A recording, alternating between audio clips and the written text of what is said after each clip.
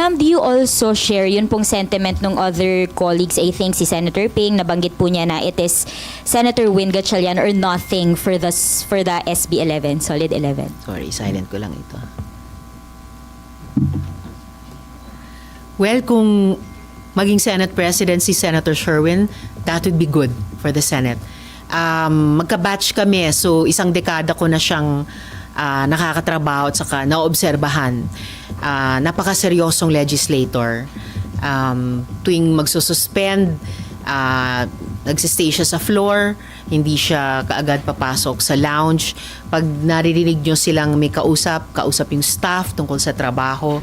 And isa siya na pinahalagahan talaga yung dignidad at yung reputasyon ng Senado.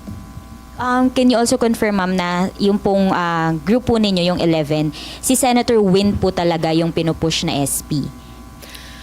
I hear several names kahit sa publiko, and ang attitude namin sa minority ay kung sino sa amin.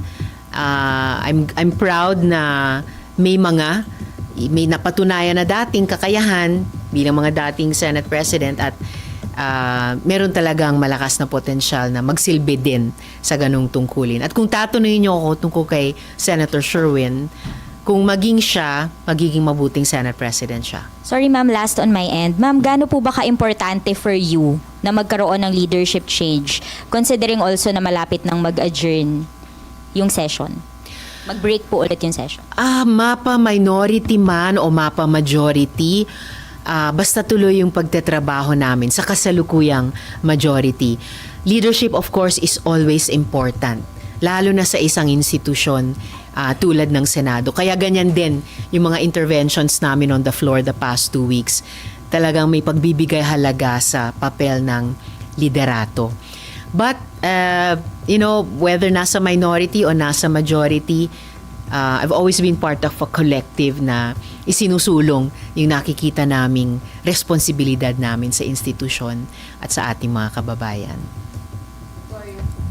Hi, ma'am. Ma'am, can you confirm lang, merong ugong-ugong din kasi na si former SP Cheese daw, yung possible na pumalit kay Sen Alan and pwedeng sumama sa inyong group para kayo na yung maging majority. Is Senator Cheese not an option? Can you confirm that, ma'am? And is he not an option? Talagang Senator Win lang po. Narinig ko rin na yung ganyang mga pag-uusap, yung pagbuo ng mga bagong majority man naman ay halos bukas sa kahit sino, no, na sumapi. Basta't may mapag-level of fun na parehong values or interests, parehong interest sa loob ng institusyon. But if you're asking me about Senate presidency, as I mentioned earlier, kung maging si Senator Sherwin yan, magiging mabuti yan para sa Senado. Pero kung Senator Cheese, hindi siya as aligned with the values of the current minority? Hindi kasing napag-uusapan yon.